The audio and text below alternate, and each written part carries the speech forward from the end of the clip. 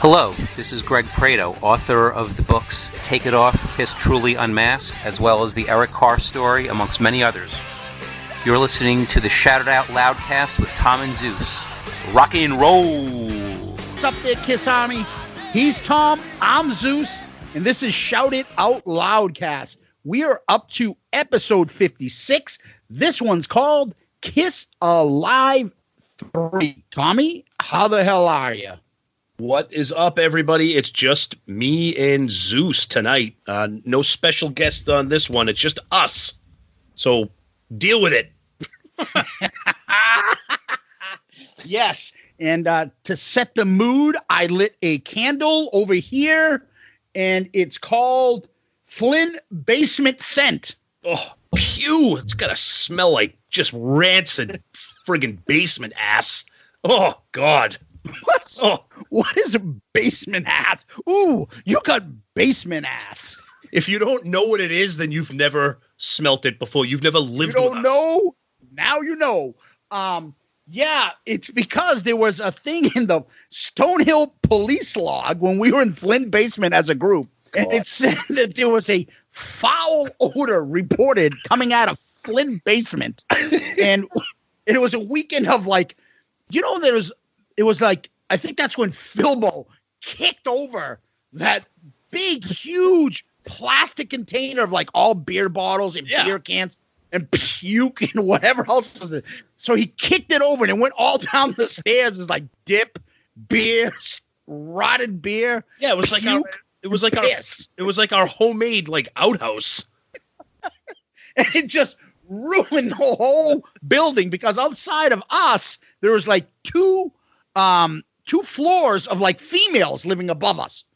And they all reported that like, what the fuck stinks down there? No, the females weren't there. Yeah. Oh, wait, are you? Oh, yeah, you're right. Forget it. That's when it came up with, in addition, yes. into the school newspaper. And then we had the Stonehill Gazette. I don't even know what the fuck was the name of the newspaper. Ask Murph. I guarantee you, Murph will know this. Of course he knows it. Was it like the Chieftain Caller or whatever something fucking stupid? And then we would have the Stonehill police come. And what was your favorite policeman's name over there? The Stonehill Fun Cops, Fun Police? Cuff 'em. That was his license plate. His license plate was CUFFEM. Cuff 'em. And I'm like, dude, you are campus security for a school with 2,000 white kids in southern Massachusetts. Irish Catholic school with nuns and priests running the facilities. Right. Settle down, cuff 'em. And then then Rosie, and I was telling you earlier off camera, I think Rosie had a thing for me. I think I could have grabbed her fat ass and do a little ditty with her. Yeah, and then what did I say? I said, yeah, I think Rosie liked the same thing we did. So she would have been taking her friggin' nightstick and using it on you. She'd always be, Zeus, what are you doing this way? You getting in trouble again? Like, get over here with that fat ass. And then when you said get over here with that fat ass, I think Bob thought you were talking to him, Officer Bob. The poor guy was like the nicest guy, but it's like imagine Newman he was like the being sweaty guy. Was he the one who was like sweating, like had to get out of the car? Imagine Newman being a campus cop.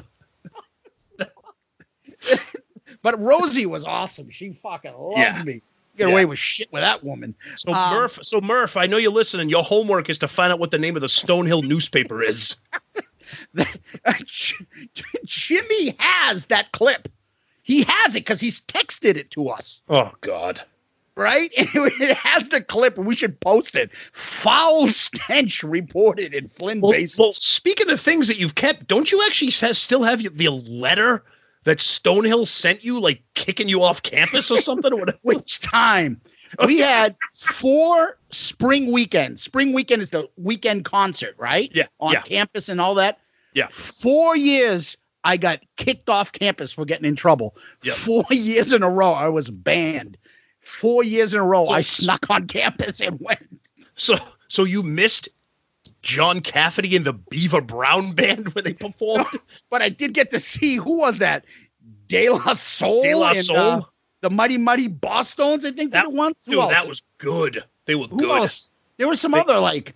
they had They Might Be Giants. Terrible band. Dinosaur Jr.? Dinosaur Jr., yep. Right? Yep. Not bad for a small school. Not bad for a small school. Yeah. But anyways... There's your Stonehill update. There's your Stonehill memory a minute. Yeah. So we did something different. We decided to drop our first bonus episode this week. Last week. We did it, Wednesday? Today is Thursday. Right. We taped it Tuesday night, late. I fucking edited it at midnight. I dropped it. We had been talking about doing this for quite some time. And me and Tom, we're like, okay, if we do this, we don't want to change it. We're a KISS podcast. We're not changing it from a KISS podcast. We're not going to be one of these podcasts. Let's talk about something else this week. No, we're going to remain a KISS podcast. But we wanted to talk about something different. So let's keep our podcast every week, KISS. But let's just throw in a bonus episode out of nowhere and just drop that. And that will be non-KISS. And me and Tom were fucking thinking about, let's make it a little bit different. Let's get a third host. And where did we go? We brought in the one and only Sonny Hollywood. Who the fuck is Poonie? Yeah, I mean, even our group text morons that are on there with us, all of us, they didn't even know. We didn't even share it with them. Nope. And we had been planning this for a while. And we are so happy to have Sonny on.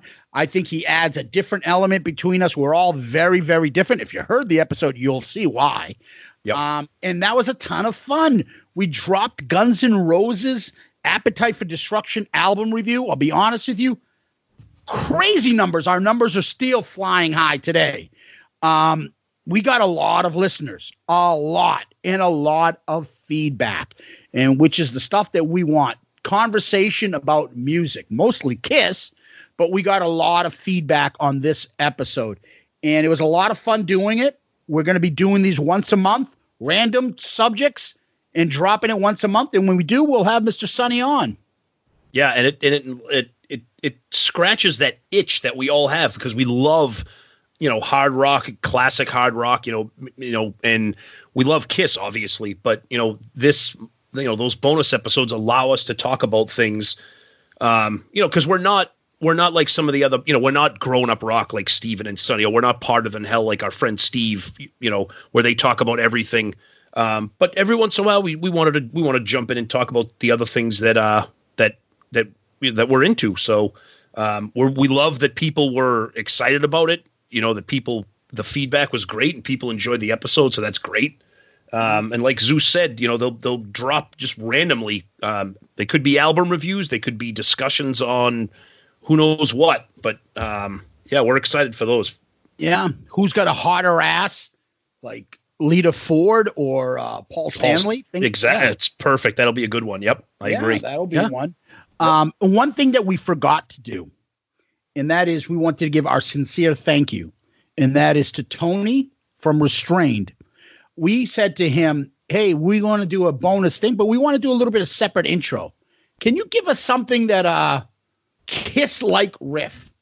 And holy shit, if that doesn't sound like it came off a KISS album from the 70s, I don't know. That was awesome. That was simple little riff, but the first thing I said when he did that for us, and Tony, thank you so much. And if you guys haven't checked out Restrained, follow them. They're on all the social medias. Check out their music.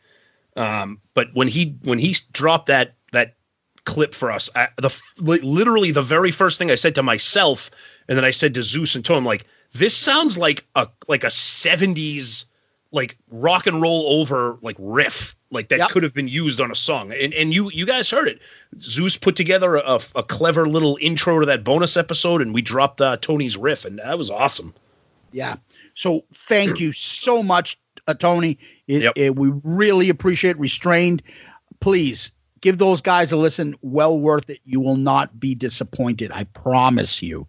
Yep. So Besides that, we did polls. We're not going to talk about the bonus episode polls. We'll deal with that on the next bonus episode. But we did some other polls from our interview that we did in the previous week with Greg Prado and his awesome book, which I know a few people told us that they recently got, and we're happy that our listeners took our advice and bought it. The Kiss Unmasked book. Yeah, that episode was so much fun, and that episode could have gone on forever. Yeah, he's an excellent writer. Like we talked about on that episode, the book is just a great read for especially a mind like mine with ADD. It's got sections, it's got different parts, it's got people giving reviews, it's got small little breakdowns of Gene's a movie career. It's got breakdowns of concert tours. It's got breakdowns of what else has it got there? Now I'm drawing a blank. No, it talks about all their long and short form videos. They're like home video releases. Talks about what all the other members of Kiss were doing in the 80s. What was Ace doing? What was Vinny doing when he left the band? What was Peter doing? It's just really an awesome book. And I think the thing that makes it extra unique is that there's not another book like it.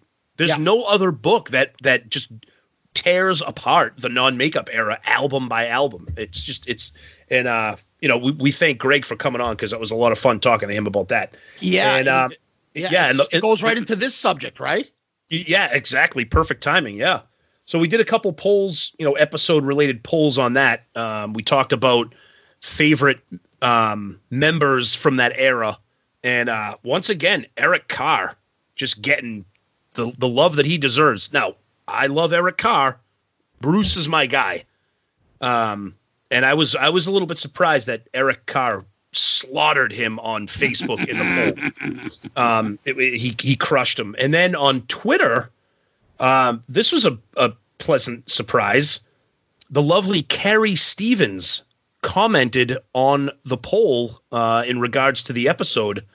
And she just had some wonderful things to say about Eric. Anybody who's not familiar with Carrie Stevens, her and Eric were together in the 80s. So she chimed in, and that was nice to see that. She had some kind things to say about Eric, as she always does. So that was a nice surprise to see that on Twitter for sure. Yeah. And, to add to this episode, it's another reason to get Greg's book. He has a great section here on Kiss Alive 3. Yep, absolutely. Yep. Yeah. So in addition to the polls, and we have also a concert coming up this Saturday, don't we?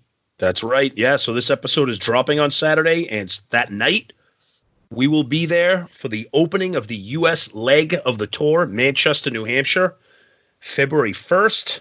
The first performance of Mr. David Lee Roth. We are just beaming with excitement. And to make the excitement a little bit more, a story that dropped earlier this week or last week, Tommy Thayer said in an interview that we can expect some changes in the set list. I'll be curious to see what that means. I'm not getting my hopes up that, I Stole Your Love is going to be added. I would love it, but I just have a bad feeling that something like Hotter Than Hell or something just fucking brutal is going to be dropped in the set list. But I don't know. I'm excited because it's the first show, so it's not like we can cheat and go to setlist.com like everybody does. Yeah, so let's say, okay, you guessed one. Guess 3 songs that could be put on. Okay. All jokes aside, I do think I Stole Your Love will be added. Okay, I Stole Your Love, and I heard Hotter Than Hell. Would you say that? I think they'll add that. One more. I think that they'll add something from the 80s. I don't know. They do Heaven's on Fire. They do Lick It Up. I don't know. I'd like to see Unholy or something from I'd like to see something from Revenge. Okay, so here's what I suggest, okay? I too think for some reason Unholy might make its way back. Yep. I think they might do something else. Which, see, in my opinion, and I fortunately agree with you. Maybe Hotter Than Hell will pop in because it's a classic. And it's easy. It's not going to strain on Paul. But I think if they're going to do 3 different songs, 2 of those will be Gene, because it makes sense than adding more to Paul, because they might have to add something else and it messes with things. They don't want to do that. So I would probably guess maybe Unholy. What if they go off the charts and put in Fits Like a Glove? Something that they haven't done in years, but they used to, and they can play it. Honestly, I'm hoping for something. This is what I'm envisioning. That when we're at the show, we're all like, "Holy shit! I can't believe they're playing Fits Like a Glove," as opposed to us being like, "Oh my god, they're playing fucking Let Me Know," or whatever. You know what I mean? I would love to hear Let Me Know. I know. I would love to hear anything different. Add a couple songs. I would love, if I'm shocked, and this might make sense, Tom. What if they did Larger Than Life and It's My Life? Yeah, maybe. I mean, they did 2 songs they just did on the cruise. They did on the cruise. To feel it out and hear what the crowd will go, what the crowd will react. If they did either one of those, that would be mind blowing, because those are the deepest of deep cuts, especially It's My Life. So what about if then Tommy goes back? Guys, did you hear that? They fucking love that. The internet's loving this. I say we play these. Maybe. Yeah, no. Maybe. But you're right. I think one of the things I think one of the changes that you can guarantee is that I think a Paul song will be taken off and a Gene song will be added. Yeah. Well, there'll be an addition. If they change 3 songs, there'll be a plus Gene in songs. That's our opinion, I guess. But it's interesting. By the way, Kiss Cruise tickets are supposedly 70% sold out. I got put on the wait. I've never gone. I'm still trying to convince Tommy, who's not going to go. But I guess I get picked my cabin on February 4th. But I might be still looking for a cabin mate. Promise I want you episodes on the cruise, because I think the cruise would have to dock somewhere, or like we got to pull away. People are going to think they got the fucking coronavirus. It's just fucking Zeus's ass is just destroying the boat. But anybody that's decent and normal and wants to send me a headshot, dude, no one listening. Forget it. I won't even say it. Don't spit it out. I was just going to say, no one listening is decent enough or normal enough where you're going to want to spend a week with them in a room. They're probably saying there's nobody I don't want to spend a week with him anyways. That's true. And if you're normal and you're cool, maybe we'll put you on the episode too. Oh, right God. On the Kiss Cruise. Oh, Jesus. So here we go. let me know. I'm still looking for a cabin mate or shipmate or whatever the fuck you guys call it there. And that's probably it for the news, right? Well, one other thing. So a story that broke, I think this story broke like last week, like right after we recorded. Did it break like the wind? She's like the wind. She's like that song was big in the 80s. So the official Kiss social media posted something that got people a little titillated. They're going to be doing an official documentary that should be prepared for. That's right. Preparing for release by the end of 2020, and they're looking for input from fans to see if fans have any, photos, videos, or whatever. I saw something on one of the social media posts. I don't know if this wasn't verified, but somebody made it sound like it was going to be like a box set type of documentary. So I don't know. I know we've talked about that on our Christmas wish list. We talked about collections of concerts and documentaries and stuff. That would be amazing. I don't know, but it looks like that Kiss is officially behind it. So that's pretty cool. But it's like A&E biography, which isn't it A&E used to do those big biographies, which would be like an hour long. Yeah. Okay. And I think it was great that you put a post out and you retweeted the Kiss post. And then what did you say? Oh, the post said, the definitive Kiss documentary is coming, and then I retweeted it and I said, we'll decide if it's definitive or not. And why are we deciding, and what's the difference between what they're going to do and what we say is going to happen? Why? I'm trying to get this out of you. I don't know. Go ahead. I'm saying because is it the Paul version of Kiss? Yeah. Well, or is it the real version of Kiss? Is it the Paul sanctioned version of Kiss? Because we all know there ain't going to be anything negative if it's the Paul version. It's the four guys, we did it together and we beat the odds for the love of rock and roll. That's going to be is it going to be, we started off as a band, but we got better. Those guys were drinking. We started getting sensitive, people getting pissed off, blah, blah, blah, blah. And Paul and the Gene, real truth?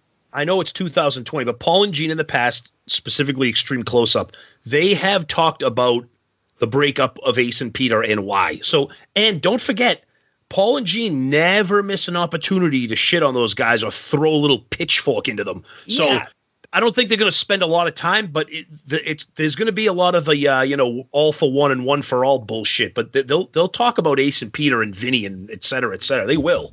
Yeah, and are you going to let them say something though back? No. That's definitely not happening. That's my point. Oh no, so what version is going to be said? The Paul sanctioned Kiss story or the real Kiss story? No, you're going to get the State House news report from Paul Stanley and Gene Simmons. And me and Stephen Michael, when he was on, we talked about this. Even though you may not like the Eagles, go watch the History of the Eagles DVD, which is so fascinating because on there, Glenn Fry, Don Henley, they allowed the other guys to speak. The funny thing is about it, Glenn Fry doesn't realize what a complete dick he comes across and what an asshole he is. Like the things he would say, and he's like, dude, you look like an asshole. I feel bad for them. They were right. He didn't give a fuck. But Paul and Gene do the same thing. No, but what I mean by that is sometimes Paul and Gene think they're being so magnanimous and kind, and then me and you are like, what does Gene know he sounds like a dick right now? Like not even close to that. No, I'm sure but I'm just saying. But at least he said, okay, you throw your shit out, I'll throw mine out. And the other two guys were like, well, no, this and that, and they were trying to be gracious. And Glenn Fry was just a dick. Yeah. So whereas he gave them the chance to be a dick back to him. He didn't care. Yeah. Are they going to let Peter and Ace have their say untarnished, or are they going to let them be like, fuck you can't say that, fuck you, cut that out? No, you can't say that. I put it this way: this will never. If Peter and Ace are in it, you can bet your ass it will be controlled and edited. Yeah, that's my point. Yeah. So it'll be interesting. Anything else? No. Let's get to this friggin' album review. Yeah, this is our first live album review, which will be a little bit different than our regular album reviews, correct? That's right. So before we get into this, let's take a quick break because somebody lit up this place like a damn Christmas tree.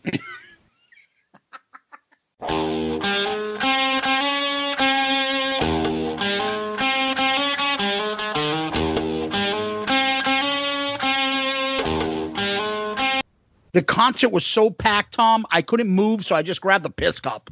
Oh, gross. Speaking of that, last weekend I was in Arlington. I was watching my nephew's game. I run into an old high school friend of mine, and he's like, Deuce, I swear to God, I was just talking to about you this weekend. Remember the time I went and visited you at Stonehill, and I was telling people, you guys used to piss in cups. Oh, my God. Are you serious? Yeah. Meanwhile, there's like other people now who have kids that are at the high school hockey game. So I'm talking to my high school friends with kids playing. Oh, and we're like, yeah. And they're like, the girls are like, you used to do that? I'm like, yeah, we used to just piss in cups. Oh. Like, what would you do with the piss? Well, I wouldn't drink it. I would throw it out outside my window. Or I would wait for my friend Philbo to spill it in the hallway. Piss cups. He described it like this. He goes, he would be talking to you, carrying on a casual conversation while he would hold a cup underneath and piss in it while he was talking to you. I'm like, Yeah, that sounds about right. Dude, you just sounded like that friggin' lady in the Jerky Boys. He pulls large furniture from his ass. Out of his ass. But that was funny. That was great. All right. Memory lane and piss cups. So Kiss Alive 3, as we always do, buddy, we always go to our first memories and thoughts. Go ahead, buddy. All right, this is good because this is another album where I have an explicit memory. So this came out in 1993, May of 93. So I remember now back then, May 18th, Thomas, May 18th, or else if you don't get that correct, who's coming after you? The release police will be after us. We'll be fucked. All right, we're gonna leave that one alone. Pull over. So back then, it was hard to keep up with music. Like you didn't have like what you had today, the internet. It was either magazines or whatever. So at the time, I was a Kiss fan, but I wasn't like, oh my god, what's up with Kiss? Where were you then? What do you mean? Where was I? You were at where when this came out? Stonehill. That's right. No, with me, but right? But when I got this, okay, okay, I went to the Arsenal Mall in Watertown. Exactly, right. Where you can hear 15 languages within a 1 foot walk in the area. You'll hear all this within an earshot. That's yep. And that mall had a record store. Might have been a Sam Goody or something. Record Town. Oh, yeah. And I remember walking in there and I was like, holy fuck, Kiss Alive 3? What? This is unbelievable. So I bought the CD and I remember, I think it was one of the first CDs I ever played in my new Sony CD player in my car. Yeah. And at the time, well, not at the time, I will say spoiler to this day, I loved it when I got it because it was a different mix. You know, we'll get into that, but that was my first memory and experience with Kiss Alive 3. What about you? I remember it because I just made a new friend named Tomas, and we got into Kiss and Kiss Revenge, and all of a sudden now Kiss again started becoming like the go-to band. Although we were both had our own little like things. I was into like Nirvana, you were in Pearl Jam, and I still had my country music. You had your hip hop stuff. Me and you both merged with Kiss. And then we started focusing in on that. We started getting, what do you call it? The greatest video of all time, Extreme Close-Up, and then Kiss Alive 3. And and I just remember playing it constantly with you in Flynn basement. That's right. Kiss Alive 3, and that's my first memory of it. And then I just remember dissecting this shit all the time, and we played a lot of it. Yep. So the big thing for me with Kiss Alive 3, and I broke this thing down, Tom, because I got nothing better to do. A lot of these songs were the first version of these songs that I've ever heard live. Oh, absolutely, so for me, I did get into Kiss Animalized Live Uncensored. But the thing with that is I didn't own it at the time. Because remember buying those VHSs were like, $80 you would buy for a VHS. I think I had a taped version. I'm not sure. I think I might have had the 2 VCRs lined up so you can tape it. Yep. But really, this was the first version of a lot of these songs that I heard. So I was dying to hear what these songs sounded like live. Yeah, no, I agree. And I think that's why I've said it before. If you've been listening to our show, I praise Kiss Alive 3 up and down. I think it's one of the most underappreciated live album / compilation albums in the catalog. And for that reason, the track listing is great, and the exposure that we had to some of these songs, it was just awesome. And just getting back to that experience when I was at that record store, forgive me for sounding like the old man that I am, but those moments were just those kinds of memories were just fucking insane, man. When you walk into a record store, Tower Records, which the one I used to go to is gone now. But you'd walk in and you'd be like, holy shit, I didn't know friggin' Pearl Jam's new album is already out. This is awesome. I'm going to get it. You know, like it was just a surprise. And Kiss, nobody was really paying attention to Kiss at this time. I mean, the Revenge wave was still kind of gone by then because Revenge had come out about a year ago. Yeah. So just seeing this and grabbing it, and like you said, hearing some of these songs live for the first time was like, whoa. Yeah. For me, I think I may have got this at the Tower Records near Boylston and Commonwealth Ave. That big one that used to be 4 floors. Oh, right? That place is amazing. Yep. Yeah. So I picked it up there. I used to go there all the time because you know what a big Elvis guy I am. Yep. And so there would always be these different compilations of Elvis stuff. And just that thing of going into a record store like with 4 floors and just being able to go through the CDs and be like, oh, shit, I don't have this one. And finding something. It is 1,000 times better than going on Amazon or clicking through and go, oh, let me get this on Spotify. There's something about flipping through something and then seeing the album cover and the art and taking the physical product home with you. And I know that you always having it and hold it in your hand. And I know that you poke fun, and a lot of people do, and I don't fault them for doing it. But I think that's one of the reasons for the resurgence in the popularity of vinyl is that you can go to a record store, especially there's a place near me that I stopped by. I posted some on social media. It's on my way home. It's off of 495 in Littleton called the Vinyl Vault. It's this tiny place. But you go in there and all the vinyl it's in sections like an old-fashioned record store, rock, metal, pop, country, and you flip through the albums and you pick it up and you're like, holy shit, like, and you get that feeling back of going into a record store. And I think obviously, like you've said it before, vinyl, it's not the most convenient way to listen to music, but I think it brings you back to being able to collect something and physically listen to it, you know? Yeah, and I'm okay with that part, Tom. All I'm saying is CDs. I'd rather buy CDs flipping through that than vinyl. Right. But the fact that you're going through and flipping through and seeing what's there is huge. Awesome. Yeah. And, you know, Kiss Alive 3 back then was at the height of still CDs. Oh, yeah. Yeah. You know, and picking this thing up was fantastic. Yep. So let's take a look at the album art. When you saw this, what did you think? Well, Were you overwhelmed, underwhelmed? I definitely was not overwhelmed. Underwhelmed would be a strong word. I did like that it was a black background with the huge Kiss logo, the huge Alive, and the huge 3, and that it was all the letters were filled in with concert photos. So I thought that was, it's not a bad cover. It stands out. It's bold. But yeah, it's okay. What do you think of it? Yeah, I didn't like the fact that, like, yeah, it looks like it's big and stuff, but look what it's comparing to. Oh, absolutely. Didn't somebody sit there and go, these ones were close up of the band, the previous 2, or, you know, the gatefold of Kiss Alive 2 or in the covers of Gene, looking all fucking battered up. Kiss Alive 1, that image.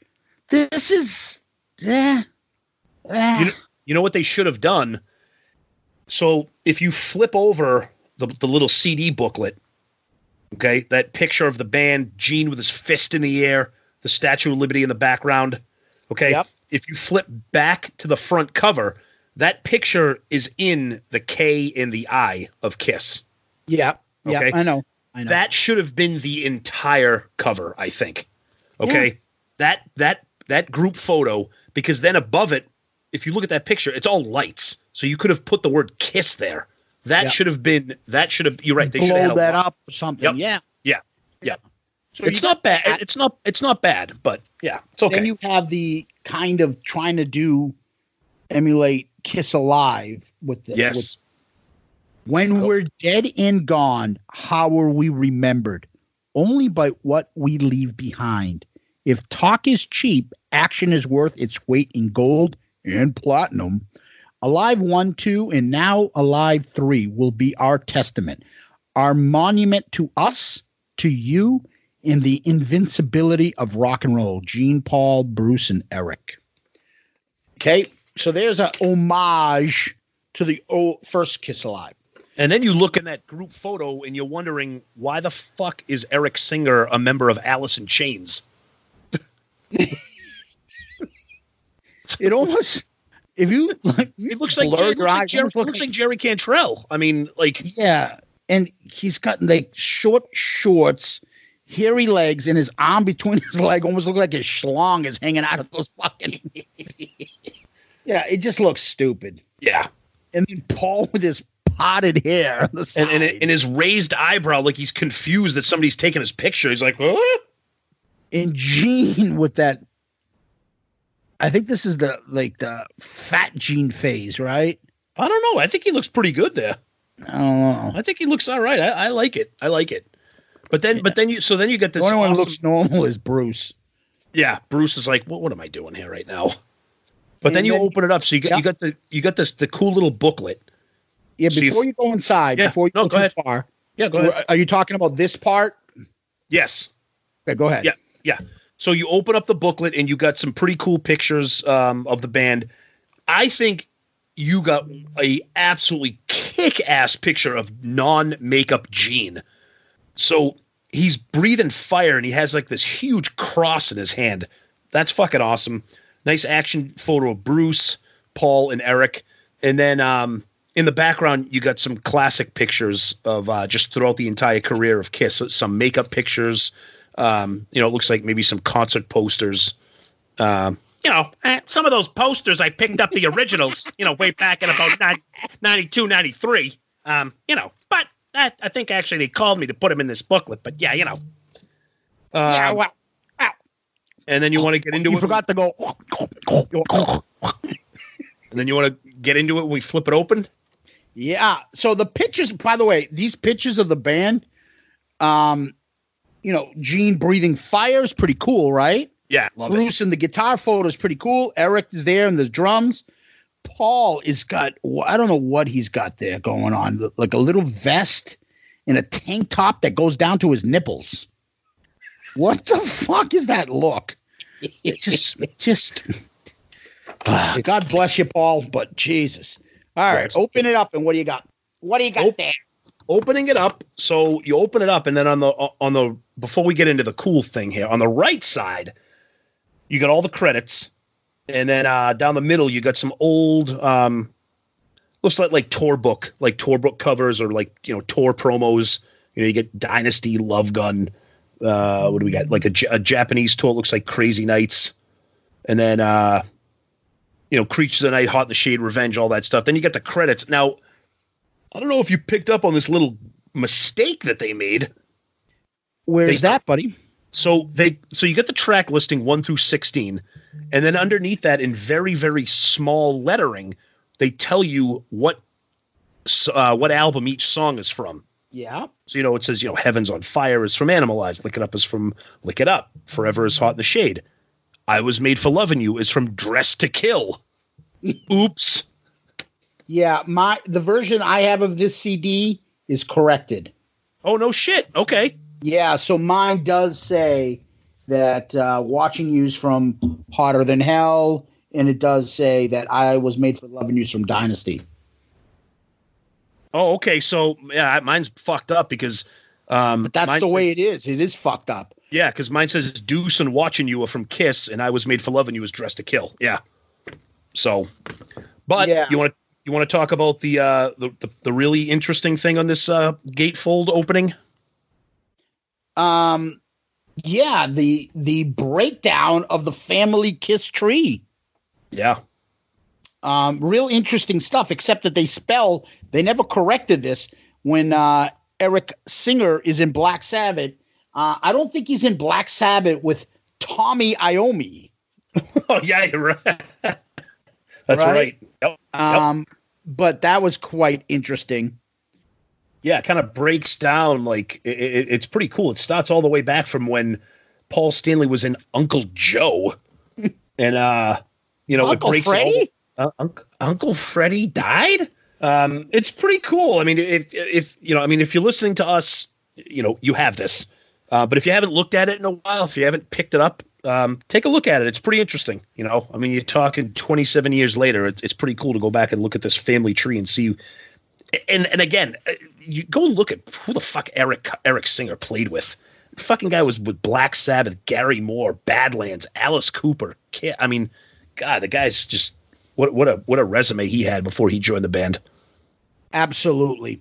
Yep. But this is interesting. You have the albums, the songs. There's some pictures of the albums that these things came off of and the tours. Yep. I mean, I like it. And, the inside I find to be more pleasurable than the outside of this album. Okay? You could see, I mean, they put it this way. You could see that they took some time and they put some effort into this gatefold. They took some time into it. So I think it's cool. I think it's interesting if you look at it from another angle that they're acknowledging and kind of really paying respect to the history of the band by putting that family tree on there. Yeah. You could tell Paul and Gene's attitudes were a little bit different at this time because I can't picture Paul and Gene in 2020 talking about, the origin of some of the lineups. But having them do this in 93 was pretty cool. Oh, absolutely. So a couple more things now that we talked about the album. Okay. Yeah.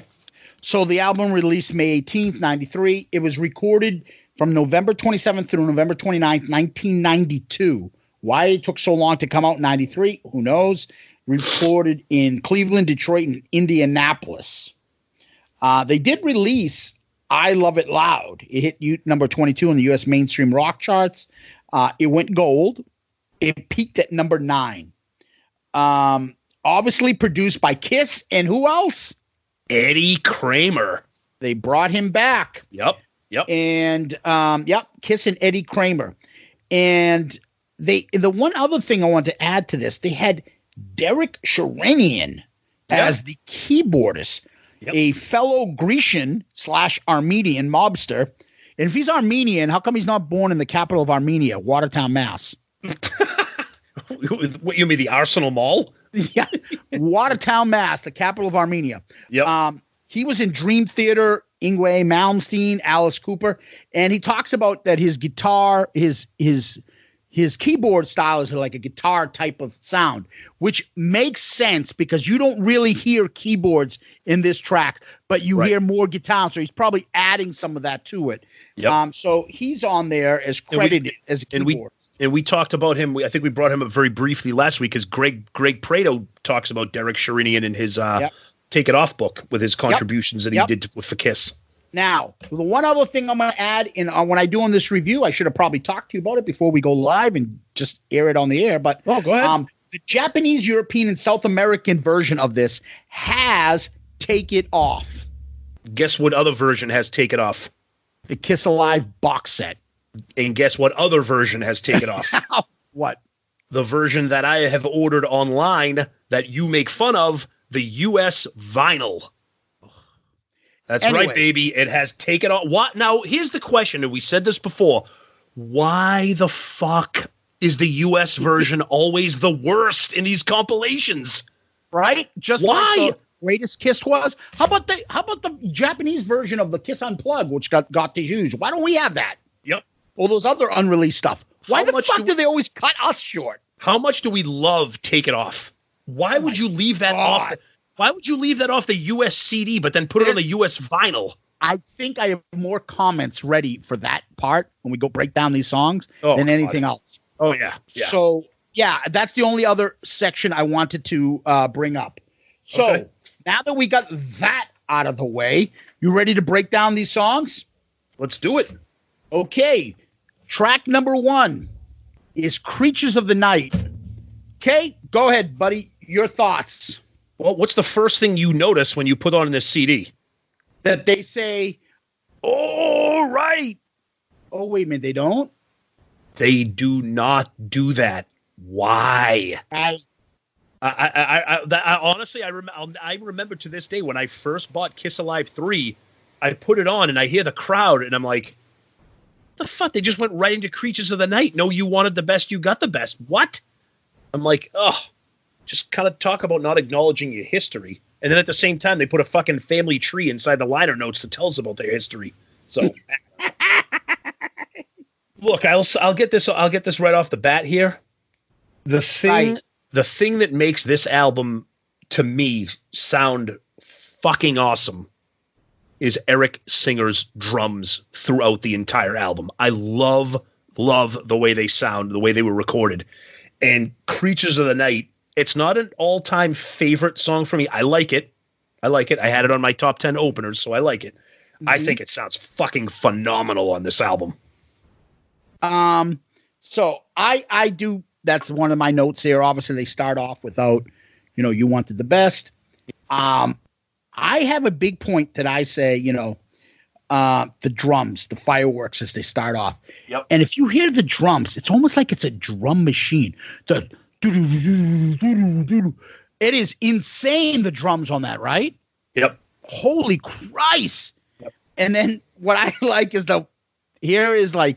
if you think of like stereotypical cliche Paul stuff, and I'm not saying this in a bad way, in the middle of the song, all of a sudden you hear, how you doing, people? Oh my God. Oh, that's like perfect Paul. That's like the stuff that we do as a joke, but he did it for real in this. Yeah, Paul's go-to phrase. How you doing, people? Yep. I got my 15-year-old son does that. He can't wait for Saturday night to hear, how you doing there, Chester? Oh man. So yeah. Yeah. Well, now forget about the sound, etc. What do you think of the selection of that being an opener? So I'm a little confused. Me too. Because for a little bit, Creatures of the Night did open some of their stuff. But if we're going to go, hey, we're not going to do it's got to be all new songs. And which they should have, because they have plenty of choices. Okay? So we'll if get you're into not that. going to do that, then why wouldn't you open with DRC or Deuce? All right, you're going to open up Creatures of the Night, something different. All right, I'll give them credit for being bold. But if you're going to do that, then you should have stuck with all songs that aren't on other live albums. Either that, or why not open? This is the Revenge tour. Why aren't you opening up with Unholy, or something off Revenge? I mean, I like Creatures of the Night. I just think it's a very curious opener. But they did do it in the past. But I mean, it works. I mean, I think it has. I think it works as an opener. I don't mind it. It's just an interesting selection. Because then what do they go right into after that? Yeah. So then they go into Deuce, right into it. Yep. And then obviously there's twice you hear Gene. He always does this with Deuce. I want to hear ya. Yep. Right? Yep. Now, one of the things I try to do is hear the versions of Deuce versus Deuce Alive. I did the same thing with Watching You. Yep. The guitar tone you can tell is very different. Oh, it's Bruce. I love it. I can't, I like this version. I don't know if I like it better than Alive. I don't know if I like it, but it's certainly not like, oh, this version sucks. I love the song. They can't do it wrong. Right. I haven't heard a bad version of this. They do a great version of it now. They did a great version of it in the 90s. They do a great version of it in the 70s and 80s. Yeah, a great song. For me, I'm happy with this version. I like it. Yeah. See, the thing about great. Yeah, I mean, it's a great song. So it's a great song is a great song. It's always going to sound good. But I think the thing about this album, and like Deuce is a perfect example. First of all, it's the 90s. Second of all, you got Bruce and Eric. And this album just sounds so thick and heavy. They sound like a heavy band. Like not just they sound like more than just Kiss. They sound like a hard rock. I'm not going to say heavy metal, but they sound like a hard, heavy rock band. And you can feel that on all of these songs. And they give that treatment to Deuce. And I think that it just sounds so different than the version on Alive. Yeah, that is true. I like this. This is a more hard rock, heavy metal, more version of any of the other two live albums. And this like a hard heavy metal, a metal version of Deuce. Yeah. And then of course in the middle, Tom, he says it again. How you doing, people? Oh, let me hear ya. Now, do we want to get into like the questionable how quote unquote live this album is? pick the songs that you think stick out. I named this. I did it a few times. I feel like this one is live. I don't have a question on this one. No, I don't because either. I think they've done this so many times. It's not difficult for them to really fix or anything like that. There's more that I do think. Yeah, that might be. And I'll go on record as saying I don't give a shit if they. Yeah, there's not a I'm single. not playing that game. There's not a single live album out there by any artist where they hit the record button and then sell it in the record store. They're all industry studio tweaks. So enough of that. Yeah, but anyway. So it's not a big deal to me. No. I think that the song, the drums just keep that going. Yep. And then it just says, what does he say afterwards? We are honored to be here tonight. Settle down, Paul.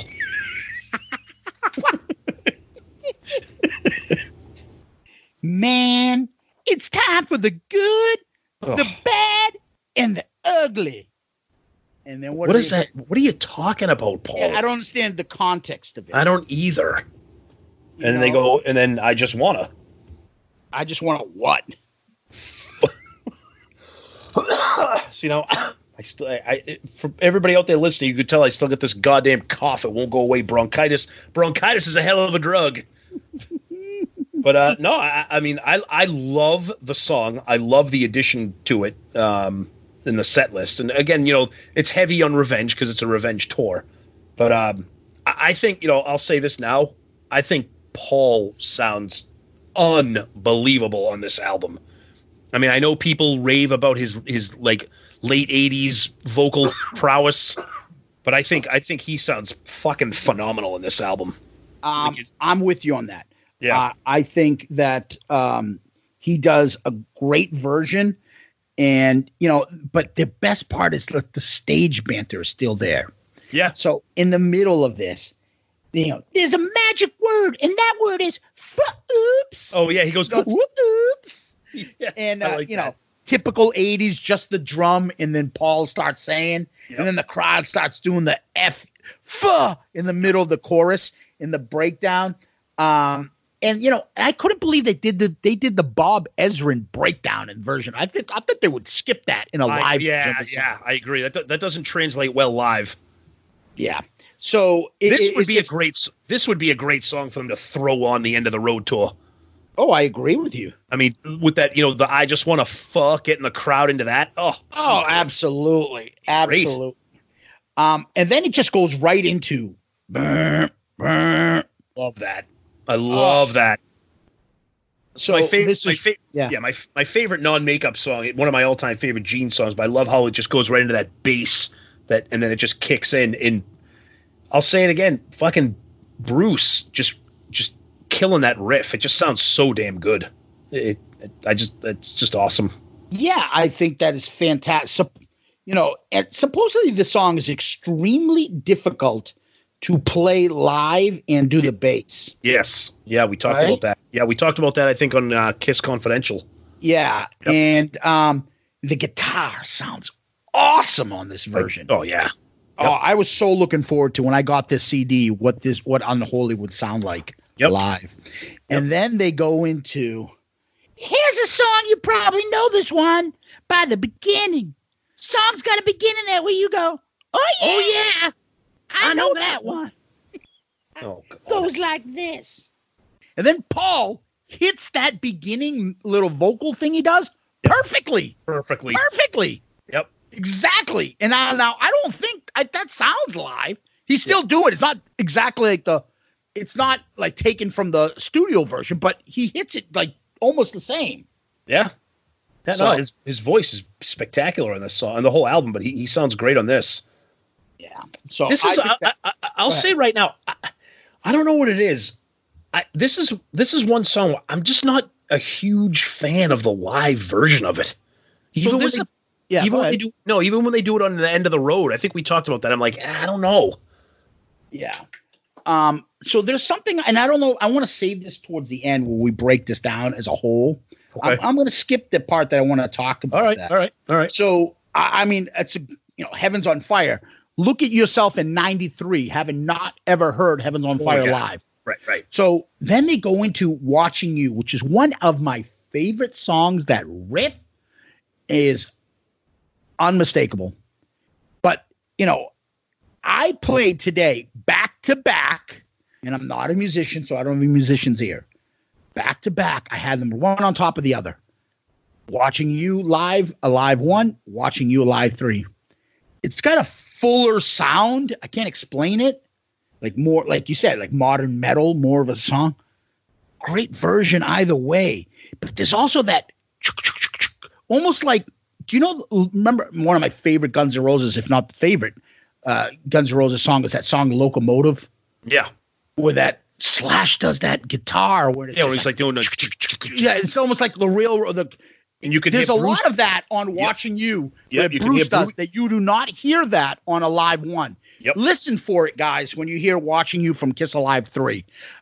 It's surprisingly very similar.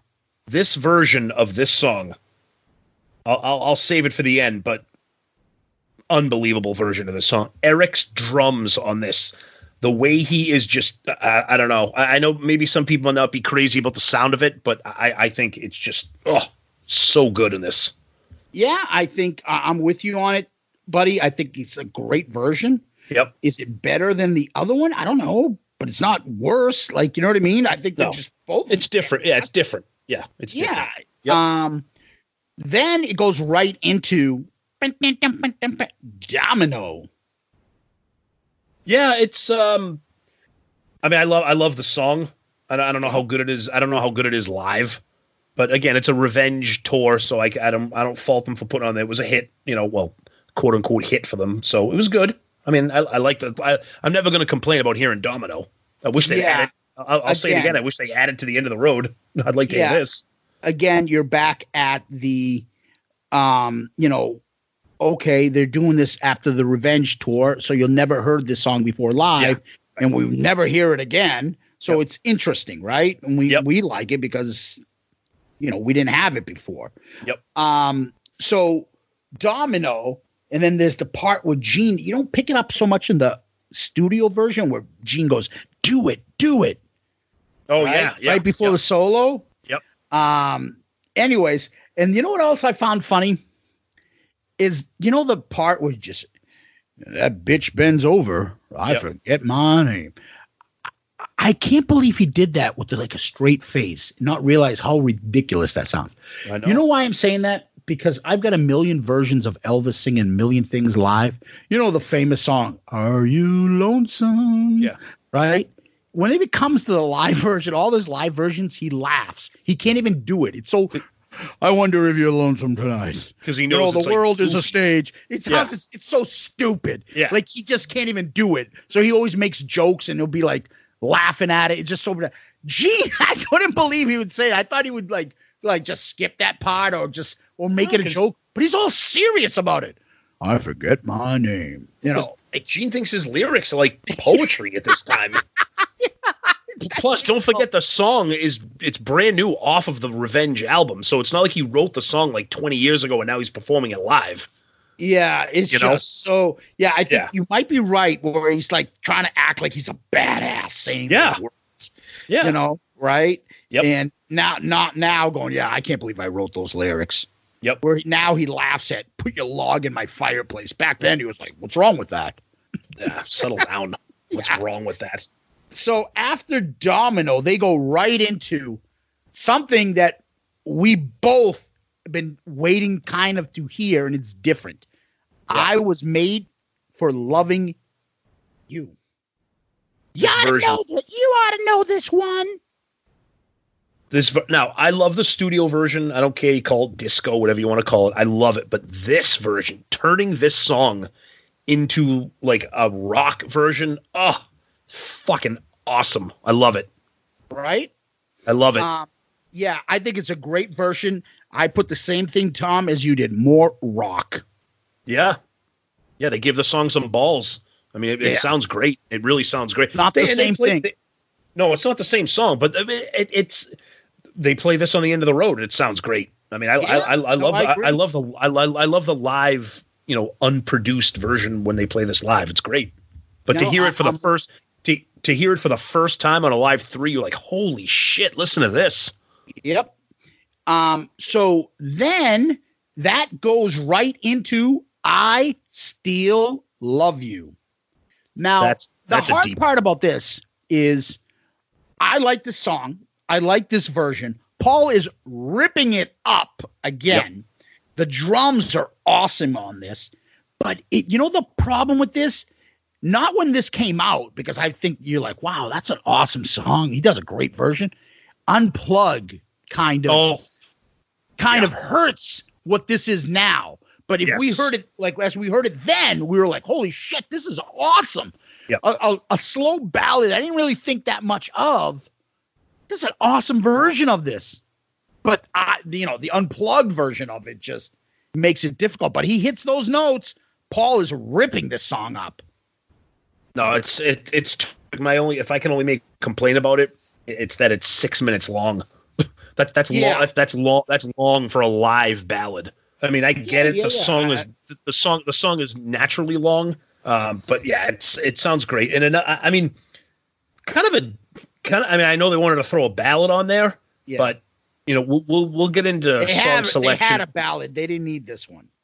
Yeah, right. Exactly. Yeah. So right into the next song. Then they go, so good so far. Is that all right? Go into what? And then they randomly in the middle of the show throw in Rock and Roll All Night.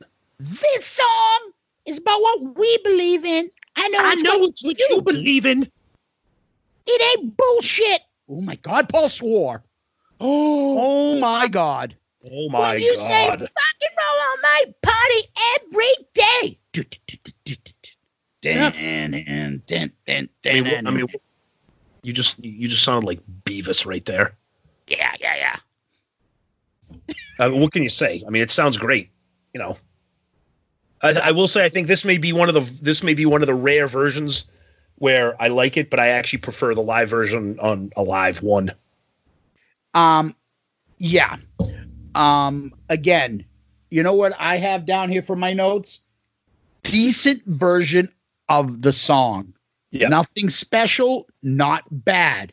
Yep. But I had my hands up emoji, middle of the set. Yeah, well, I think for a while they weren't closing with this. I think there was a certain time period where they weren't closing with this.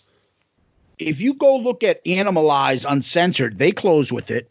They were still kind of closing with it. Yeah. What the fuck? If you're going to have this in there, you close your concert with this.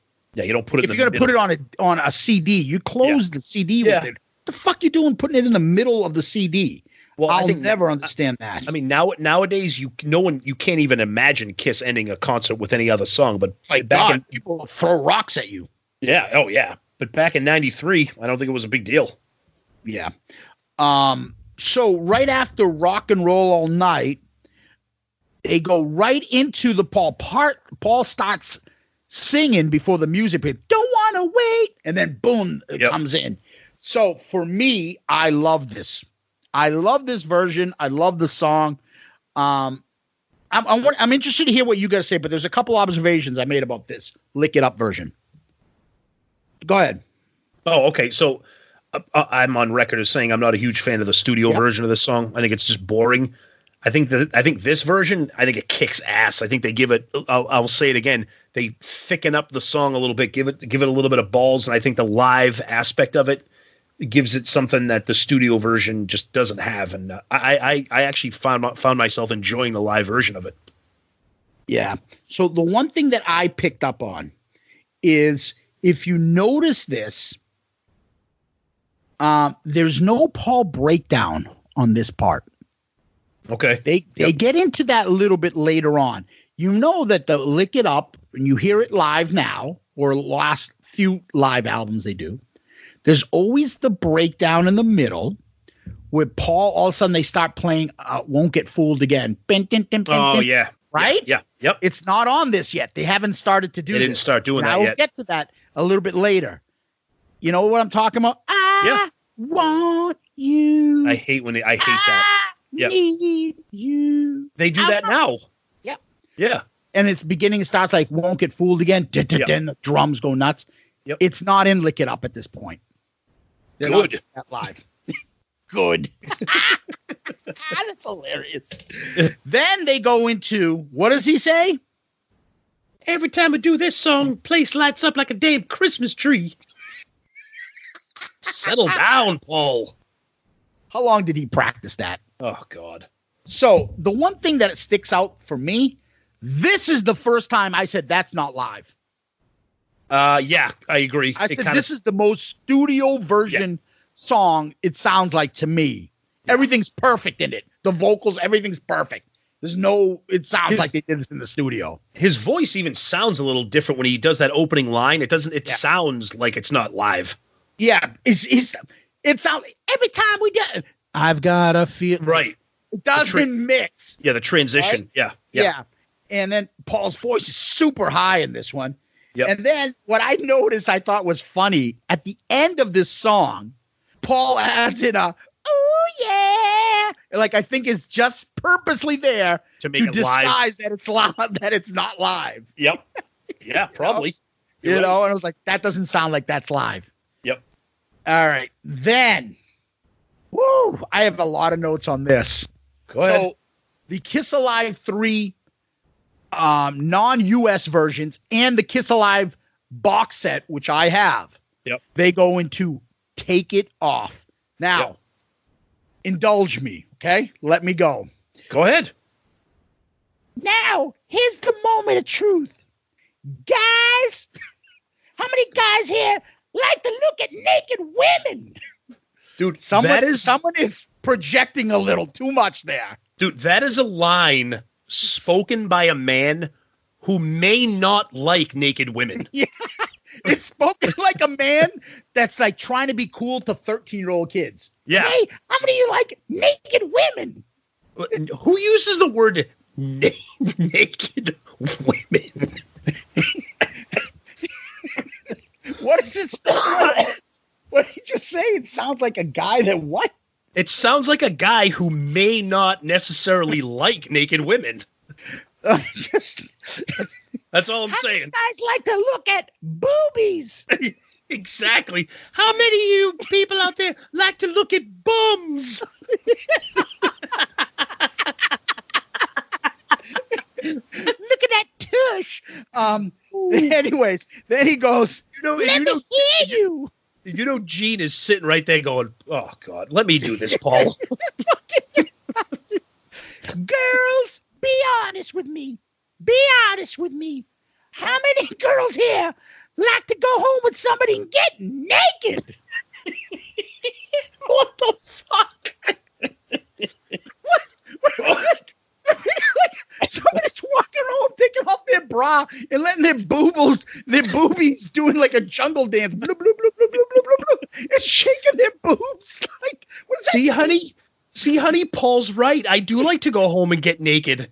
Just jump up and down and bounce so their boobies hang out. Bloop, bloop, bloop, bloop, bloop, bloop. What does that mean? How many of you women like to go home and get naked? What the fuck? Oh, my God. Let me hear you. This one's called, and this is, remember we used to always bitch about this when Paul had a voice, and this is probably why he lost his voice. Oh, yeah. Yep. It's like he's doing the I want you thing. Yeah, where it just, oh my God, it's just so unnecessary. Like, dude, we get it. Yep. And goes right into Take It Off. Anyways, then, and this is the part I told you I'd get to this with Lick It Up. The breakdown sounds exactly like the Lick It Up section. And they took it from Take It Off, and then they implemented it into Lick It Up because they stopped doing Take It Off. That's the and then he breaks it down because that's when he goes, what do you think of our friends? You know, when I see girls like these, there's only one thing I can think of. Put your clothes back on. No. I want to see a little more. Oh, God. You want to see a little more? Oh. And we've seen this, and we talked about this from Kiss Confidential. Confidential, yeah. Right? Yep. And then I put that, but, then the song finishes up, and Paul does his famous, like that commercial, yeah, right? Yep. The famous signature Paul famous, yeah, at the end of the song. Yep. I thought Bruce's guitar was awesome. I absolutely love that there's a live version of this song. I love that I have ownership of that live version of this song. Yeah. But the Paul Stanley stage banter on this one, it's brutal. Oh my God. Yeah. Oh my God. It's you have to have it. It's so damn good. Oh my God. Yep. So yeah. What do you think of that? Anything you want to add? No, I love it. It's I just wish that it was on. I mean, I have it on the vinyl, which is terrific. But I just don't understand why it's on every version of this except for the original US CD. It's just so stupid. Exactly. And if you guys don't have it, you should get the live version that includes Take It Off. Yep. Then they jump right into the first time on a live CD, and I know now everybody's sick of hearing it live. I Love It Loud. And I'm telling you, I would love if this is one of the songs removed from the set list on Saturday. I'm not kidding. That's not happening, buddy. I know. There's no way they're going to do that. No, I know. You're right. No, that's never. I mean, look, it is what it is. It's just go, look, this is ridiculous. Yeah, it is. I mean, it's on here. First time live. It's good. I just don't ever need to hear it again. Yeah, the things I put about this is that you can hear the fireworks. This is a good version. I always think of like, this is when I first heard it. And I'll talk about this towards the end when we give our final thoughts about this. And then they go right into, because there's not a lot of transition Paul banter between Gene songs. They go right into, this song is dedicated to you because this song is about people who believe, what is that? Believe? I think he said, no, what rock and roll is about. It doesn't matter where you're born. It doesn't matter where you come from. It matters where your head is at. People! Thanks, Paul. This one's called Detroit Rock City. Oh, my Lord. What do you think? The thing that sticks out for me on this song, Eric's drums. The double bass kick on this. Holy fuck. Eric absolutely destroys this song. It sounds amazing. I love it. Love it. Love it. They call me Rubberneck. Oh, yeah. I love this. I mean, I love the song, whether it's live or studio. Every version of the song is awesome. But I really like this one. Yeah, I put down, it's another very good version of it. Is it the best one I've ever heard? I don't think so. Is it bad? Not at all. I think it's a pretty decent version. We all know Detroit Rock City. I don't have fatigue when I listen to this. It's one of the few songs that I can say that with. But, I think they do a pretty decent job. He ends with, you don't want to go home yet, do ya? Well, if you're going to play God Gave Rock and Roll to You, yes, we do. Because we're going to play God Gave... Okay, good night. Where you going? Where you going? Hello, people? Nope, you're supposed to stay.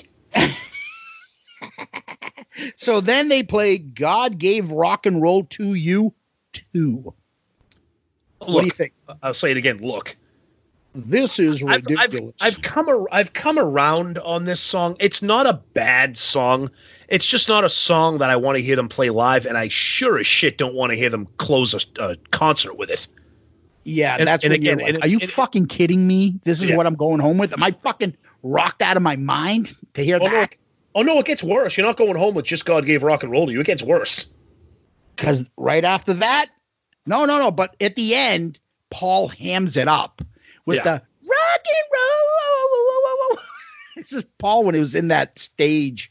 And it's funny. Every word had to get like strung out like he's, like he's Celine Dion, right? That's what he was doing. Oh, yeah. And it's funny now because now they play God Gave Rock and Roll to You over the PA as people are like, oh, this shit sucks. Just walk out to this. Yep. Right? Yep. So, yeah, that's what they do now. And then they go right into what? The Star Spangled Banner? How do you? I mean, do you know why? How is that not? Like, why is that not in the middle of a song, like thrown in as like part of Bruce's solo? Do you want to hear what my philosophy is? Go ahead. It's money. You know why? What do you mean? Because they had this stupid Sphinx. What's his name there? The Sphinx that they had. The Statue of Liberty. No, but the Sphinx before that. Leon? Oh, and Hot in the Shade. Yeah. Yeah. And to save money, they changed Leon, kept him, and changed it into the Statue of Liberty, right? Is that what they did? Yeah. Leon became the Statue of Liberty. Okay. And now they justify it by playing the Star Spangled Banner at the end. But why? Because that's why the Star Spangled Banner. That's why it's the Statue of Liberty with the thing with the middle finger and all that. Yeah, that's why they play the Statue of Liberty. Because they're so fucking cheap and broke that they took Leon and made him the Statue of Liberty to change it up from the Hot in the Shade tour. Okay, all that that's fine. But why are you ending with the Star Spangled Banner? Why are you playing it? Well, first of all, it's the 7th ranked national anthem guitar solo according to the Ultimate Classic Rock, and it's before the Ace Frehley version and after the Joe Satriani version. But if you're interested in that, if you're interested in that kind of shit, Kiss never promotes itself as the guitarist band.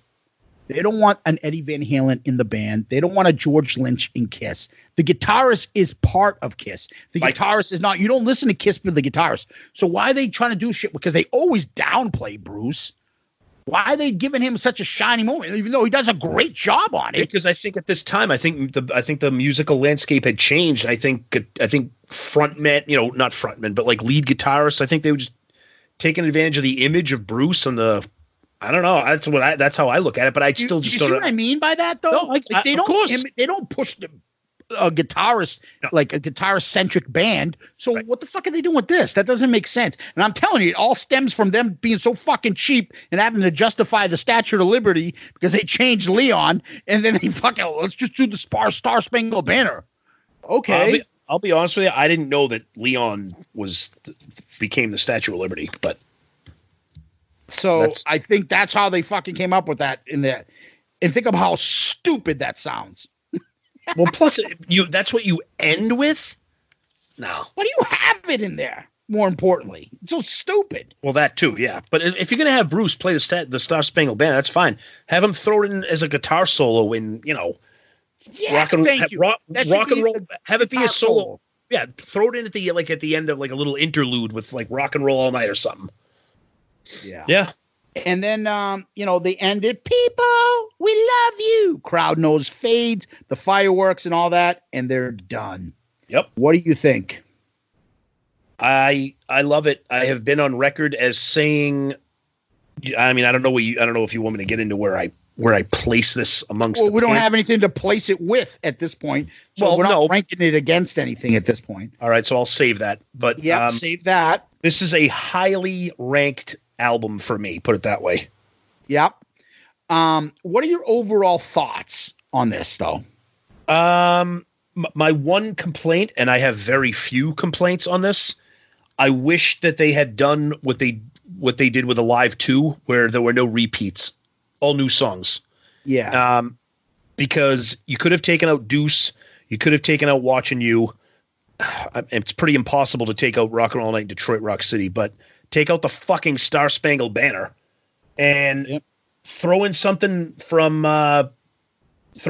Tears Are Falling or something from Crazy Nights. Both of those albums have no representatives on there. Yeah. What's the point of having that? There was no need for it. No need for what? Like certain songs, the Star Spangled Banner or anything like that. It's just, I don't know. Go back to, I think, because there was so many albums in between the last Alive 2 that they should have just done all new tracks. So let's take a look here, Tom. Okay. So I broke this stuff down. So if you want to look at this playlist, okay. So where is it? You got Deuce, you got Watching You, you got Rock and Roll All Night. What's that? 3? Detroit Rock City. Detroit Rock City. That's 4, right? Yep. You couldn't come up with 4 other songs to play? You couldn't find 4 other songs to put in that era? If they No, I know 1977 was a little different with Alive 2. Rock and Roll All Night, was big, but not. I can't imagine them ever taking Rock and Roll All Night in Detroit Rock City off of a live album. There was no need to have those songs on. You already have them on a live album. It was absolutely a bigger problem for me is having Deuce and Watching You. Now, I love them both. I think they both sound absolutely fantastic. No need for those on there. None whatsoever. Okay. So. And the only song you have from Hot in the Shade is Forever, the ballad. I mean, Hide Your Heart was a hit. Rise to It was a hit. Tears Are Falling off of Asylum was a hit. Who Wants to Be Lonely was a hit. Crazy Nights, Reason to Live. Yeah. So the other thing is there were songs on here that I found that were there on Animalize Live. So Creatures of the Night, Heaven's on Fire, I Still Love You, Rock and Roll All Night, I Love It Loud, and DRC.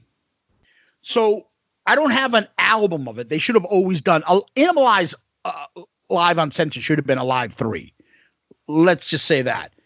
But they didn't do that. So I had the VHS version of those songs, but I didn't have a CD version.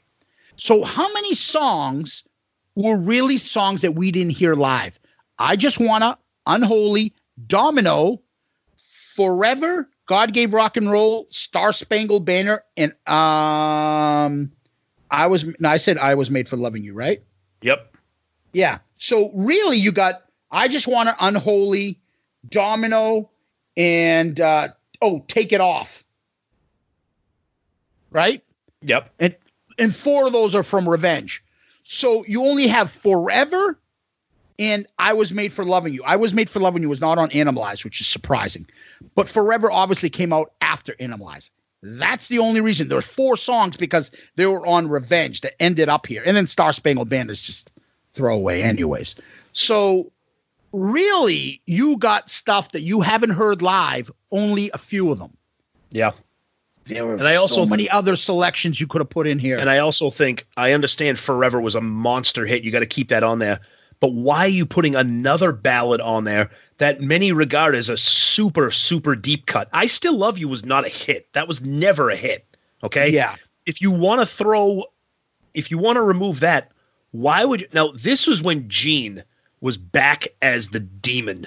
Why not throw in War Machine in here? If you War want Machine, to I know, some... but War Machine was on Animalize, just to say. Okay, all right. So, okay, I don't know if you do that. Okay, it was on Animalize. Well, you not have that that's the reason they why not playing it. But you have 16 songs. Okay, Star Spangled Banner is not a song, so you have 15 or 16 if you counting Take It Off, and you only have Gene singing 4 of them. Why?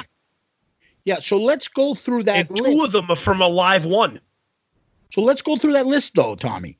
Okay. What would they have put on a live? They could have put something, but they never played anything off a Live 2 live. They didn't. Meaning the new tracks on a Live 2. They never really played it. Oh, yeah. No. That's okay. Yeah, so nothing from there would have went on. Nope. Never mind Ace's stuff. Did they ever really play anything from Gene, Paul, or Peters? They're not going to play anything from the solo albums. Nope. Okay. Dynasty, maybe Sure Knows Something, but I don't think they were playing Sure Knows Something live then. They were not. That's not going to happen. Maybe they could have played Shandy. They could have. They weren't going to do that because at that time they were trying to overcome that pop pussy image that they had. So they weren't going to touch anything from the Elder. They were trying to be badasses, so they weren't going to play that. So from Creatures of the Night, we talked about maybe War Machine they could have played live. Yep. From Lick It Up, maybe, but poor Eric Carr had passed away. They would have done Young and Wasted. Or, okay, Not for the Innocent, All Hell's Breaking Loose. I mean, those songs play those live though. So my thinking was Fits Like a Glove. You were playing that live for tons of time, for a while. That was on the Hot in the Shade tour for a while. Yep. Fits Like a Glove should have been on there instead of, Deuce right there. Yep. Animalize, maybe Thrills in the Night. That's on a live. I mean, that's on Uncensored. You could have done Thrills in the Night. Then you can go Asylum. How the fuck is Tears Are Falling not on here? The fact that there's nothing from Asylum. I mean, you had All Night, Who Wants to Be Lonely, Tears Are Falling. You had 3 MTV video hits off that album. So let's say you go to, we talked about Young and Wasted or Tears Are Falling or Thrills in the Night so far. Let's put the X and Sex was a big MTV hit. That's a good one. There. Yep. Absolutely. Hot in the Shade. You could have done Rise to It. You could have done, what do you call it? Hide Your Heart. Hide Your Heart. Right? And think about those were all MTV video hits. Yeah. Oh, I forgot. Crazy Nights. Yep. Nothing Reason from to Live. Or even how good would Turn On the Night been on that? Yep. Right? There's agreed. like 7 good songs that never mind. We all have our like, you know, our favorites and our quirky favorites, but like fan favorites and songs that they may have played live. I don't know about Turn On the Night, how much they played that live or Reason to Live, but you know, certainly Crazy Nights, certainly Thrills in the Night, certainly Fits Like a Glove. You don't mean to tell me those aren't better selections for this than Star Spangled Banner, DRC?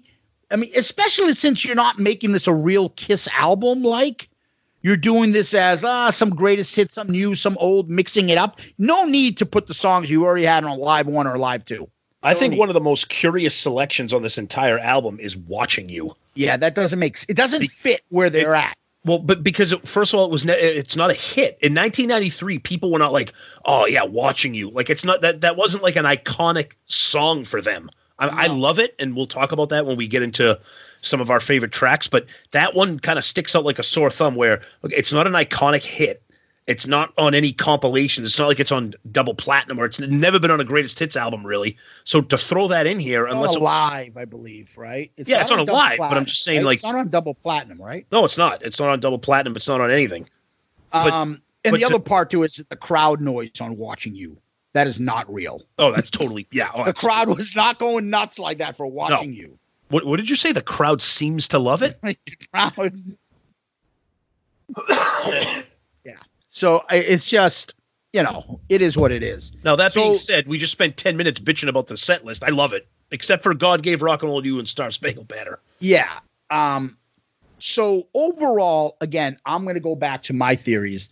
What I loved about this is that these are versions of songs that I didn't have on tape. We're not talking about Spotify and YouTube and clips you can pack up from the 70s. I'm talking about the college kid, right, in the 90s, getting a live version without going to Harvard Square and getting bootlegs, okay, from the 90s, getting a CD version of the first time hearing I Love It Loud after I just saw Extreme Close-Up, or more importantly, when I just saw Kiss Exposed and saw the live version from Brazil and people going fucking nuts over I Love It Loud. You don't think I want a live version of that song?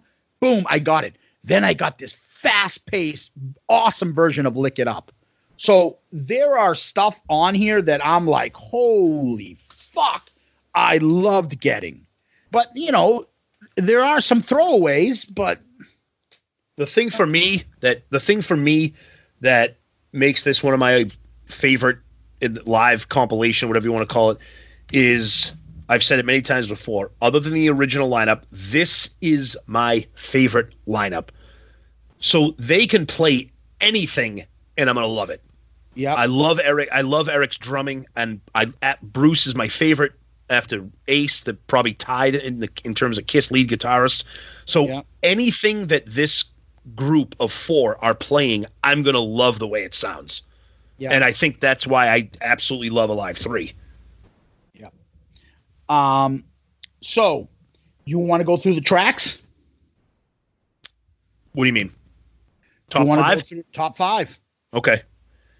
You want me to go first? I think I've got you gone first most of the times. Okay, go ahead. So, all right. So one of these songs I had to take off. I'm not sure where, and I'll keep this one for honorable mentions. I'll have one honorable mention. My number 5 is I Love It Loud. That's, like I said, it's a nostalgia thing for me because I remember what it was like when I bought that. Right now, is it a big deal that I have I Love It Loud from Kiss Alive 3? Not really. But buying that, and for years, I played I Love It Loud, the live version, constantly. Love that. Okay. You? I would say number 5 for me.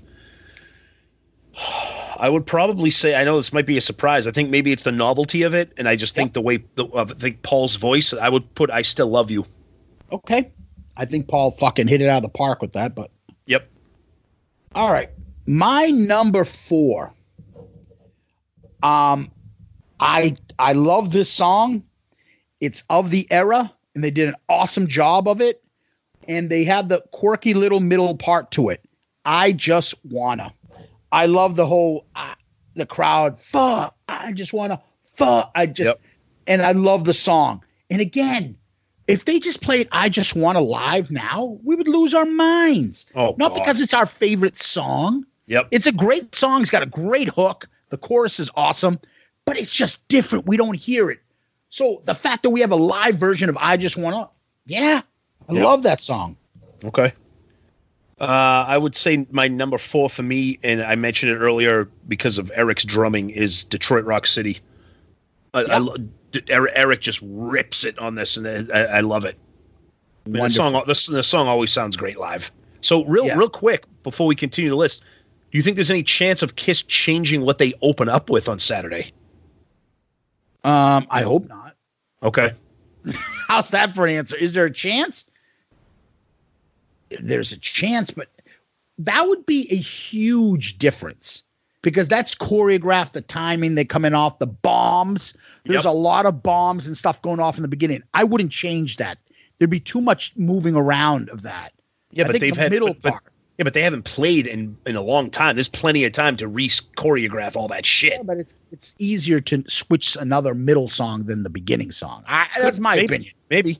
I'm hoping they go back and open up with "I Stole Your Love," but that's not going to happen. Number 3, for me, and we talked about it probably the most of all these songs, is that awesome version, and it's mostly made up of Paul's stage banter. Is to Take It Off. And because it's the unreleased song on there, and you don't hear it often on the live track, and it wasn't on for all those years, or I had Kiss Alive 3. So to me, there's a lot of new excitement of when I hear this song because it doesn't come on. It might shuffle a lot. Yep. I love Take It Off. I love the stage banter and the ridiculousness of Paul. How many of you like to look at naked women? Oh my God, Paul, stop. All right, my number 3 is Creatures of the Night. I love that. I like that song, but I think it kicks ass live. Except they're missing the opening of a concert. They didn't do it right. Yeah, I know, that's fucked. I think this is probably going to be your number 1. It's my number 2, and that is they crank right into it right afterwards, and that is Unholy. Mm-hmm. I just love that version. We have a live version of Unholy. Yep. What would we do now if we heard Unholy? If they ever played, lose our mind. If they play Unholy, you're going to see my head split in half in Manchester. You're gonna punch me in the face. No, I say this.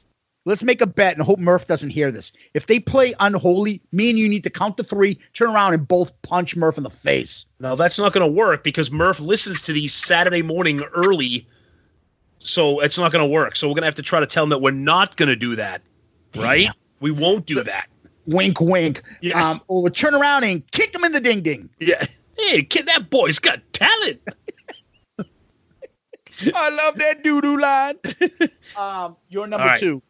So this is weird because this should be my number 1, but it's going to be my number 2, and that's Unholy. Wow!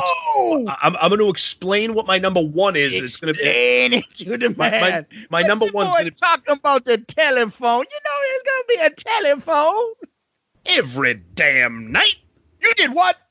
You did what? She kneed him in the nuts and called him in front of everyone.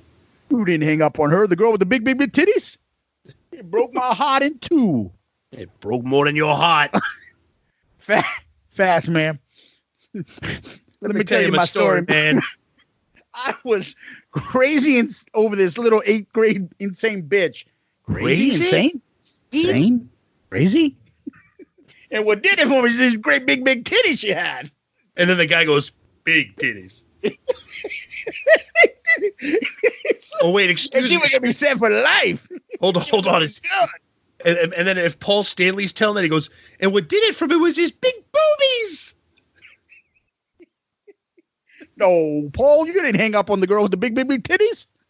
I hung up on her after she got naked. All right, go to your number one. Number one for me is I love this song. You know I love this song. First live version of it that I have, more so than I Love It Loud, because it's one of my favorite songs. And it's just, when this came out, again, fatigue factor now, but I look at it when I first got it, the first live version of Lick It Up. Love that song. It was a non-makeup song, and this is the non-makeup Kiss live album, and it just blew me away. The riff and the way it sounds, just Lick It Up live off Kiss Alive 3 is my favorite track on this CD. Okay. This is going to be weird because this is a song that I like. I don't love this song, but I love this version of it. And I've mentioned it when we were going through the track by track. I love Eric's drums on this, and Gene just really owns it. And I know it's weird for me, but it's my number one, and that's Watching You. Wow. I love this sound of this song on this. I like the song in general, but I really love this version. I think that the song they thicken up this song so much on Alive 3. I love it. Okay, so would you say you like this better than Alive 1? Yeah, I like the Alive 1 version, especially when I think of that Winterland concert with Gene. But nothing's better than that. Yeah, that's right. But I like this version. Wow. So Tom, you have number one, Watching You, then Unholy, Creatures of the Night, Detroit Rock City, I Still Love You. Yep. I had Lick It Up, Unholy, Take It Off, I Just Wanna, I Love It Loud. I just picked one honorable mention. What do you have an honorable mention? I do. What is it? I Was Made for Loving You. Same here. Nice. Like I had to reference it. Yep. Is it one of my favorite tracks on it? No, but I had to make a point to say it's a better version than the studio version, right? The live version of the song is good. Yep. And it's not my go-to track, but I like it and it's better. So I had to make a point to add something into this. That's all. Yep. So nice. Wow. That's Alive 3, people. Yep. So that's our first live album review. We have nothing to compare it with. We'll obviously have more live albums to compare this to. We have the first two live albums, Alives. Then we have Alive 4. We have You Wanted the Best. We have Unplugged. And bootleg ones we can talk about later on. Then we won't include and then Kiss Rocks Vegas. Yeah. Oh, Millennium Concert. The Millennium Concert. Yep. Kiss Rock, Rock the Nation. Is that one too? That's a DVD. Because I don't know if they had that. Those were the Instant Live CDs that we got. Okay. Remember the Instant Live? Yep. No. Yep. You're right. Yep. So that was Kiss Alive 3. Do you have a question for us so we can answer from people? Yes, and we're gonna pull a question from our buddy Tony from Restrain that we mentioned at the beginning of the episode. Yeah, Tony, with that awesome riff, and Tony's the best. Make sure you listen to Restrain. All right. So Tony asks, if you had a friend who was not a Kiss fan, what 3 songs would you play to convert them? And would your choices differ depending on if they were a man or a woman? Yes. Okay. For a man, definitely Black Diamond. Okay. Probably Heaven's on Fire because it's as catchy as can be. That hook, that chorus. And the third, maybe Detroit Rock City. Yeah. Okay. Go ahead for you for a man. Detroit Rock City would definitely be there. I would do Detroit Rock City, probably I Stole Your Love, and maybe I'm thinking maybe something like She. Okay. Something kind of heavy and a little bit slower, a little bit more. Yeah. Those would probably be my 3 for a guy. So let's be sexist and come up with for a female. For a female? Maybe I probably would stick with Heaven's on Fire again because Okay. that's so catchy. Okay. It's their, You Shook Me All Night Long. Yep. I would probably do Forever. Okay. And then, Beth. Okay. I would probably do Burn Bitch Burn. I would probably do Mind you guys, I'm putting this in the context of this is a girl I like and this is my favorite band and I want you to like them. Yeah. I'm not going to play Burn Bitch Burn. No. I'll probably be like, here, listen to this song, Heaven's on Fire. Doesn't this make you want to fucking grab a drink and have fun? I would probably and Beth and, Yeah. Forever is a beautiful song. And Beth is something like, oh, I know this one. Yeah, I might play Tears Are Fallen because it's a rock song, but it's kind of slow and it's, and then probably Hard Luck Woman. That's a good one. Yeah, That's a good one. And then probably Sure Know Something. Great selection. Yeah.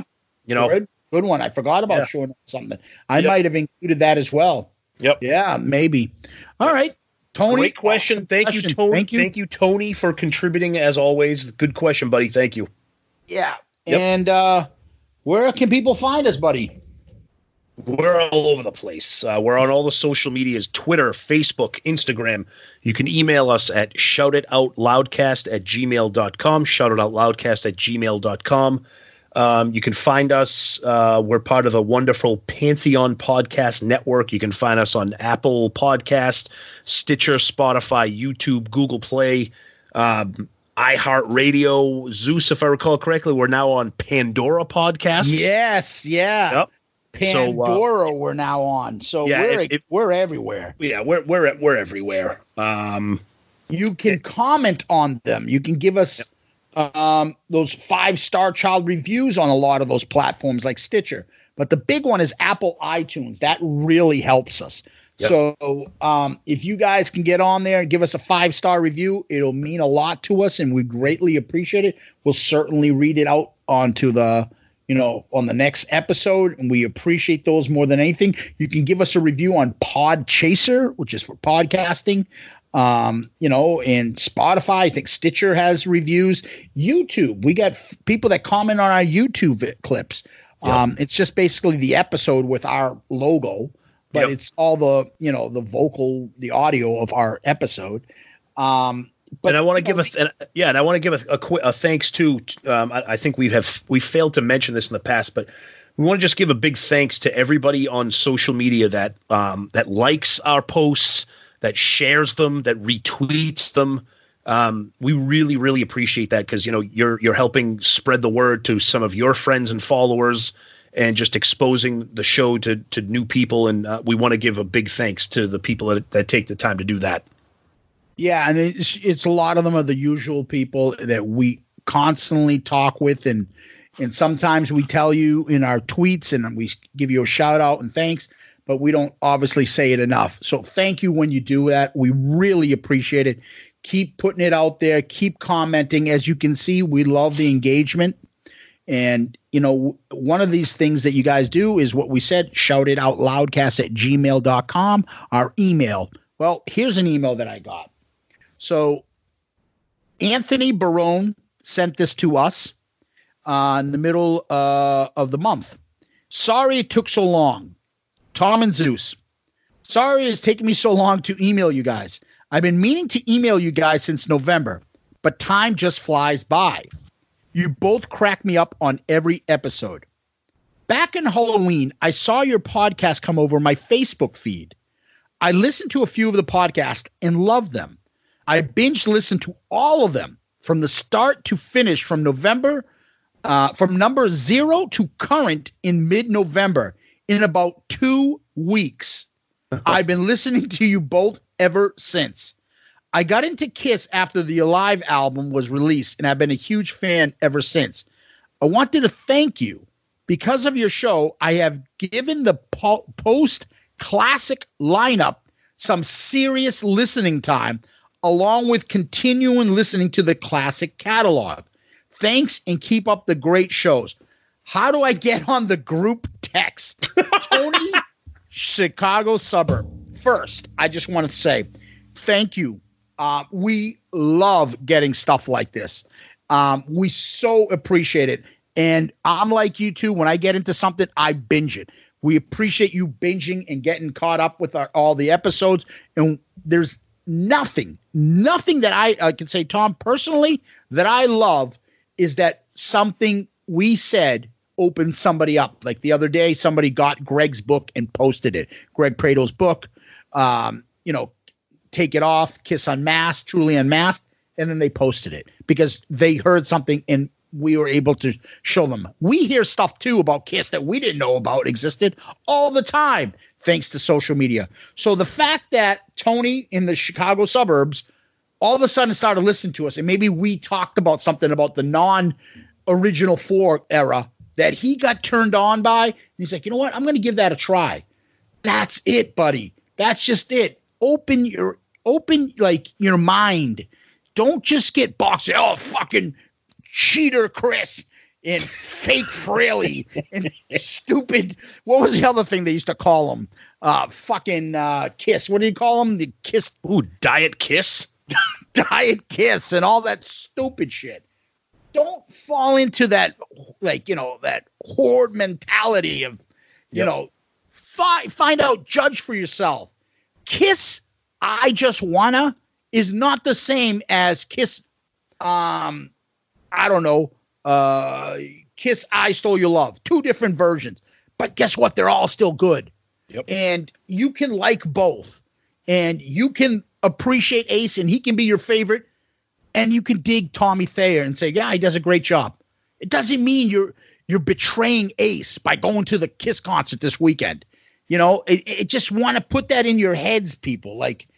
And this email, I absolutely love it. So, Tony, thank you. I love it.